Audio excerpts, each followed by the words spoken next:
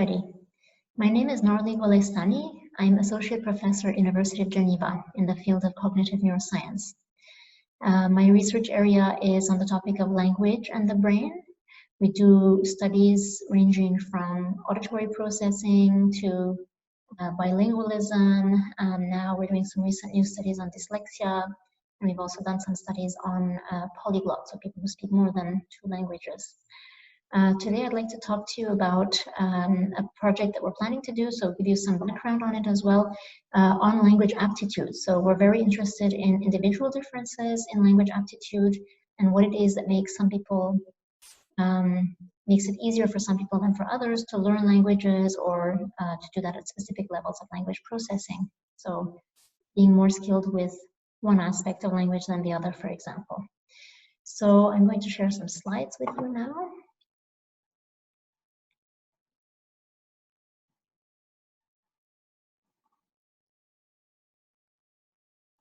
Right.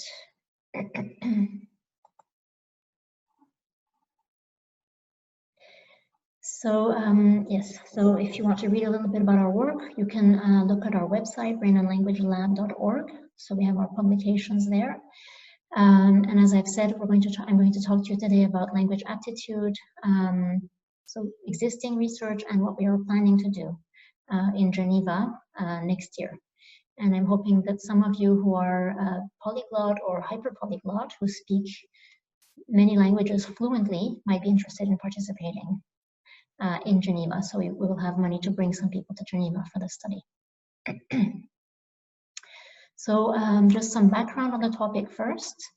So one can think about research on language and the brain as spanning a continuum with healthy variability in the middle, so individual differences, and then on the other end, dysfunction. So in the domain of language, that could include dyslexia or aphasia, for example. And at the other end, expertise. So what happens when there's domain-specific intensive training in, for example, phoneticians or interpreters, so language experts. And these different sort of levels of processing or processing contexts rather can be influenced both by pre-existing, possibly genetic or epigenetic factors, and they can also be influenced by experience-dependent plasticity. So what happens when people learn, the brain changes and learning takes place. And over and above that, these individual differences can be constrained to specific aspects of speech and language processing. So, for example, someone who's might be very good at speaking without an accent, a language that they've just learned recently. They might be quite accent-free, but they might make a lot of grammatical mistakes, whereas someone else might have a very strong native language accent, but have a flawless grammar. So language involves different levels of processing, as you know, so ranging from lower level auditory or phonological processing, so of sounds, to processing lexicosemantic information in words, to the processing of syntax and grammar at the sentence level. And then there's paralinguistic information like prosody that's also important for comprehending language easily. I'll give a few concrete examples now of some of our work on individual differences in the context of phonetic perception. And I'll show how we've shown that these individual differences are related to differences in brain function and structure. So as you may know, infants, so newborns, are good at hearing the sounds of the world's languages. So their sort of phonological perceptual space is universal. And starting already at the age of 6 months, as early as 6 months, their phonological perceptual space starts to narrow and focus on the sounds. So they become tuned to the sounds that are phonologically relevant in their native language environment. So, for example, so they stop being able to hear certain contrasts that are not relevant in their native language. So, for example, in Japanese, there's no R-L distinction. These sounds don't serve to distinguish meaning in the Japanese language. Therefore, most Japanese adults don't hear the difference between the sounds, and they can't hear the difference between the words rock and lock. So one can actually say that it's not just in production that we have an accent, but also in perception as adults. We hear foreign languages in a way that's distorted relative to the way that a native speaker would hear the language. So if I hear a native speaker speaking Russian, for example, I'll actually hear the sounds differently than they will. But what's interesting is that despite the fact that we have difficulty hearing sounds that aren't native in the languages that we speak or language that we speak, there are big individual differences. So some Japanese individuals who have not learned other languages will be able to hear that difference between the words rock and lock right off the bat. So we were very interested in this question. So why is it that some people have more facility than others, and what are the differences in the brain? So we did a few studies on this topic where we trained people to hear a difficult Hindi dental retroflex phonetic contrast. So for this, we synthesized the retroflex sound, which would be a bit like the sound D, but if I exaggerate it, D, I'm sure some of you can hear and say it much better than I can. And it's a contrast, so the difference between the dental and the retroflex bilabial plosive sound D is very subtle. So for people who haven't grown up with Indian languages, it's very difficult for them to hear it. So we wanted to choose a difficult task so that we're sure that we can tap into individual differences. And in the first functional brain imaging study, where we used magnetic resonance imaging, so MRI, to look at the brain, what we found was that, so we trained people for about 5 hours on 5 non-consecutive days, and we scanned them before and after training. And we found that the people who were better at learning to hear this dental retroflex contrast showed more efficient activations in this brain region, which is it's the medial aspect of Broca's area, which you may have heard about. So it's a brain region that's intimately connected with the speech production network and is responsible for or known to be involved in analyzing speech sounds. So we interpreted this finding as suggesting that the better learners, the ones who are better at learning to hear the foreign speech sounds, show more efficient neural processing in this brain region, which is known to be involved in phonetic analysis. We are also interested in testing for brain differences in terms of brain anatomy. So not just the activation of the brain, how it's engaged during a task, but its actual anatomy, so the shape or the size of specific regions. And what we found was that the people who are better at learning to hear the foreign speech sounds, so this was in an independent group of participants, actually it was in 2 separate groups of participants, we found that the auditory cortex, so a region called Heschel's gyrus, that you can see here in red, is bigger in the left hemisphere of the faster learners compared to the slower learners. And this is a result that we found in 2 independent data sets and using different imaging methods, analysis methods rather. We also found that the faster learners were more likely to have a gross shape difference in the auditory cortex. So they were more likely to show to have multiple gyri within Heschel's gyrus. This is an example of Heschel's gyrus that's partially duplicated. So it's not just one finger-like structure, it's duplicated. And what's interesting is that then, okay, so these anatomical differences are interesting, but one can ask the question, what's driving them? Are they there already when we're born and they make it that some people are better at some aspects of, let's say, language processing or auditory processing than others? Or do these differences arise from individual differences in experience? So one way to tackle that question is to look at experts. And so in another study, we did structural brain imaging in phonetics experts, who, as you may know, are highly skilled at hearing very subtle differences between speech sounds, and they're trained to transcribe sounds into an international phonemic alphabet.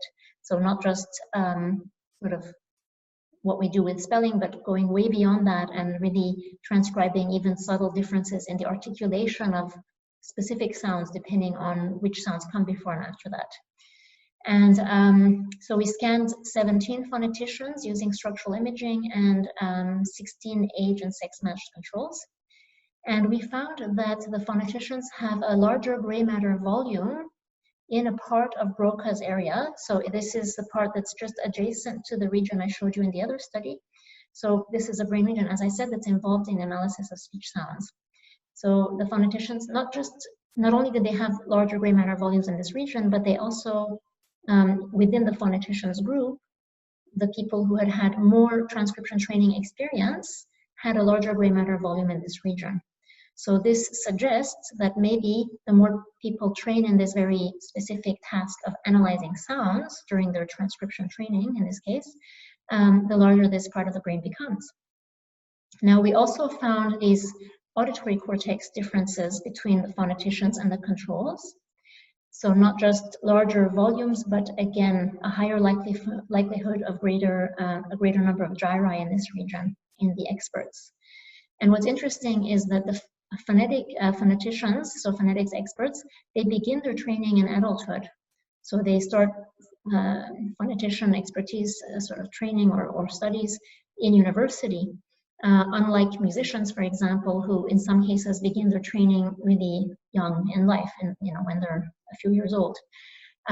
So we interpreted this result as suggesting that these auditory cortex shape differences and maybe the volume differences could be innate. Maybe this is some kind of a predisposing factor for skill with speech sounds, with language maybe more generally, and so on. And our results and our interpretation is consistent with the results of some heritability studies that show that the auditory cortex, the anatomy of the auditory cortex is more highly heritable than is the anatomy of, let's say, Broca's area, which we were able to indirectly show evidence for plasticity in.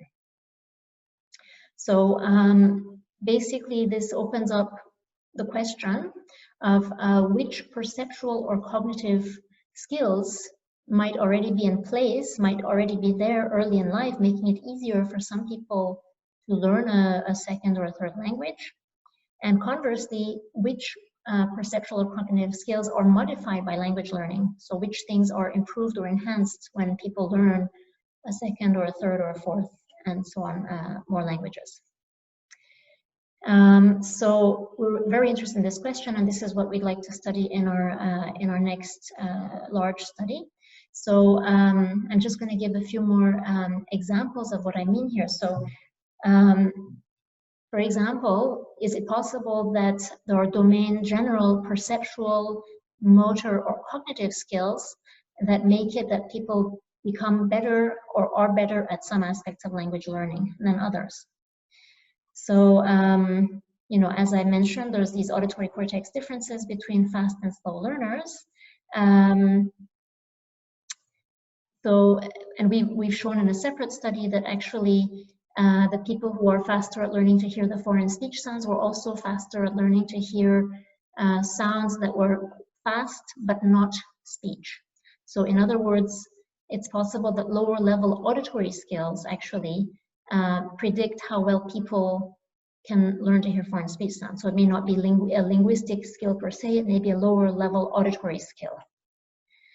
And we can also go beyond that and say, okay, maybe it's not just auditory skills, maybe there are other aspects that are non-linguistic in terms of how we learn things that might explain why some people are better than others at learning to hear foreign speech sounds or just acquiring phonological categories.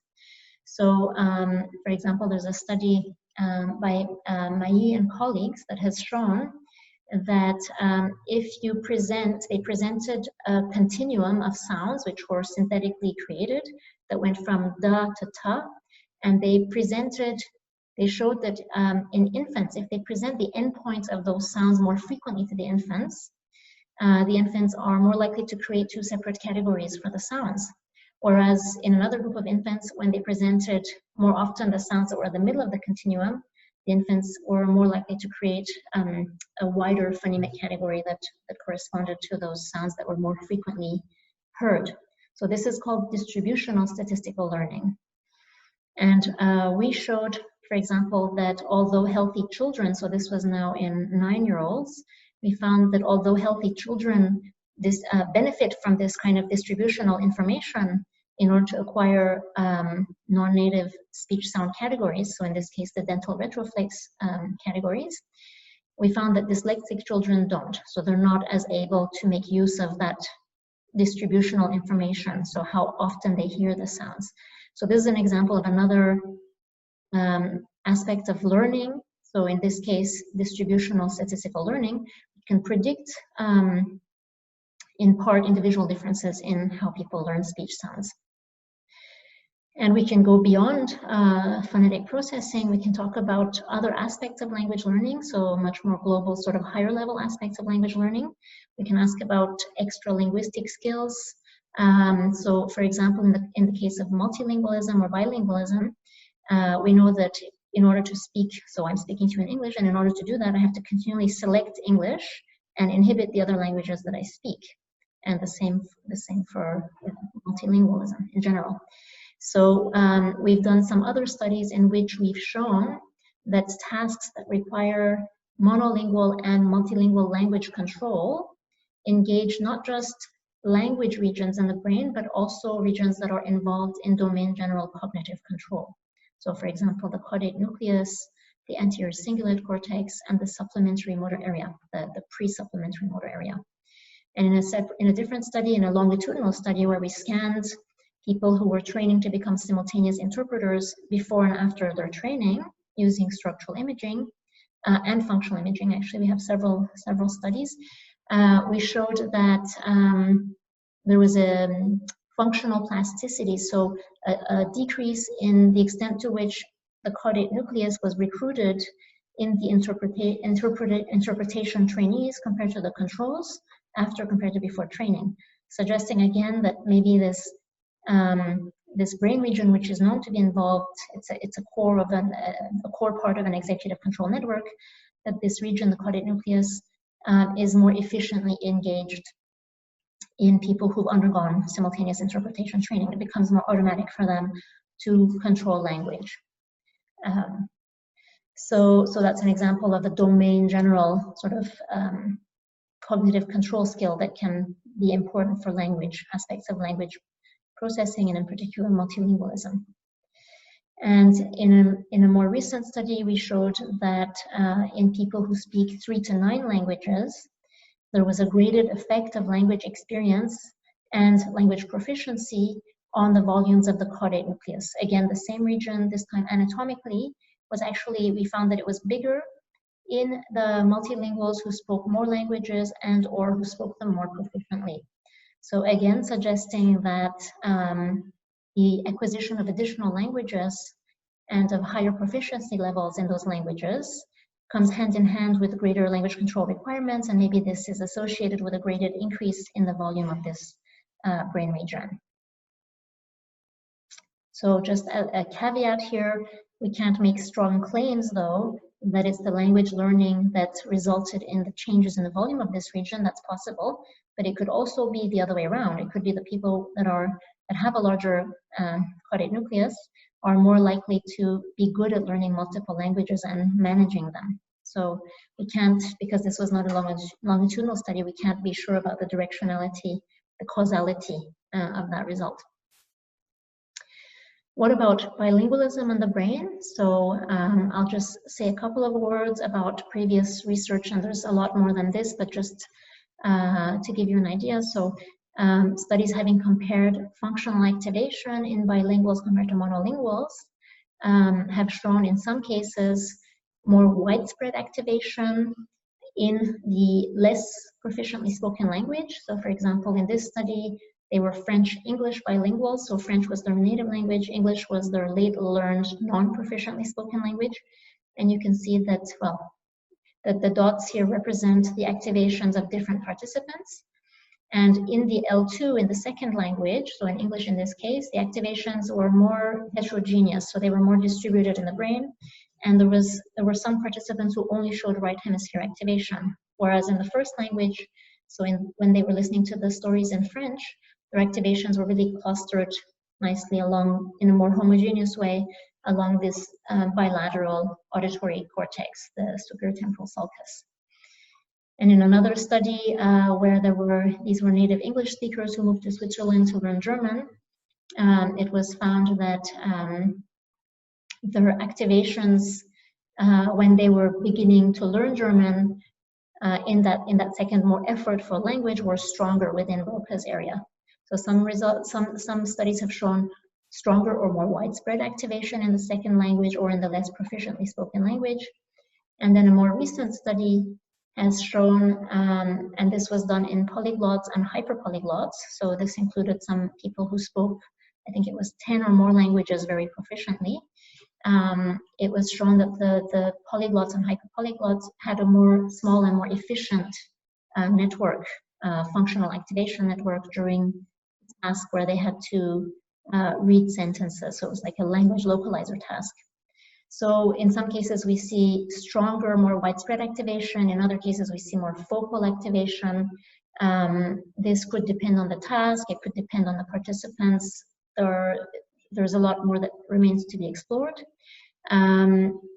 But there's also, so I'll just say a couple of words about structural imaging. So I've talked about functional imaging studies in bilinguals in the last couple of slides. But there are also a lot of, not a lot, but a growing number of imaging studies where brain anatomy has been compared in bilinguals compared to monolinguals. And one of them, for example, showed larger auditory cortices in the bilinguals compared to the monolinguals. So the same as what we'd found in our phoneticians. And again, whether this is pre-existing or arising from experience remains an open question. So we're planning a study in Geneva in which we would like to understand or try to better pinpoint the behavioral and the neural predictors of high language aptitude. So in order to do that, we're going to be testing monolinguals, bilinguals, and also poly and hyperpolyglots. And we're going to get everyone to do a wide range of behavioral tests aimed at, so there'll be questionnaires aimed at carefully assessing their language experience, their multilingual language experience or monolingual language experience in the case of the monolinguals, and their aptitude. So aptitude meaning how well they are at learning new things. So for example, we might get people to learn an artificial grammar to get a sense for how good they are at learning new grammars. Also going to do a wide range of behavioral testing. So again, not just linguistic testing, but also domain general testing of, for example, auditory skills, maybe even motor control. So one prediction could be, does finer motor control come hand in hand with less of an accent when you speak a foreign language, for example? That's something no one has looked at. We're also going to do brain imaging. So we're going to use magnetic resonance imaging, so MRI, both functional and structural. We may do some genetic analyses as well in collaboration with collaborators in the Netherlands. So for people who are willing to contribute a saliva sample, we would do that as well. And we're going to analyze the data in a wide variety of ways. So we're going to look to see whether we can tease apart the influences of aptitude versus experience on the brain and behavior. So what's leading to what? By doing modeling, we're going to do some complex modeling of our various measures that we obtain. Another aspect that we're going to look at is the influence of language-specific typology as well, because two bilinguals are not the same. So a French-English bilingual is different than an Italian-Spanish bilingual, because Italian and Spanish are actually closer typologically than French and English. And typology can be more similar or different at different levels of language. So at the phonological level, at the lexicosemantic level, or at the morphosyntactic level. So we're going to try to take into account these typological differences. Where will the study take place? It'll take place in Geneva. And we may do some subsequent testing online as well if there are some things that we want to get some more measures on. And so I hope you found this interesting. If you're a polyglot or a hyperpolyglot who speaks, say, 7 or more languages fluently, and you might be interested in participating in our study, please, you can email us at the email address here. So this study will be done in collaboration with Professor Raphael Bertelle, who's a professor at the Multilingualism Institute at the University of Fribourg, or in Fribourg, in Switzerland, and with postdocs and PhD students that will be working on this project. There are a few contraindications for participation in the study. So if you're claustrophobic, or if you have metal in your body, so for example, a pacemaker that's ferromagnetic, one of the older ones, or an implant or something like that, then unfortunately you might not be able to participate in the study. And we will be able to travel, cover travel and accommodation costs for a few days to come to Geneva if you're coming from Europe. And likely the study will start in the spring or the summer of next year, depending on COVID. So I look forward to, so thanks for your attention, and I look forward to hearing any questions you might have on the forum of the conference. Have a nice day. Bye-bye.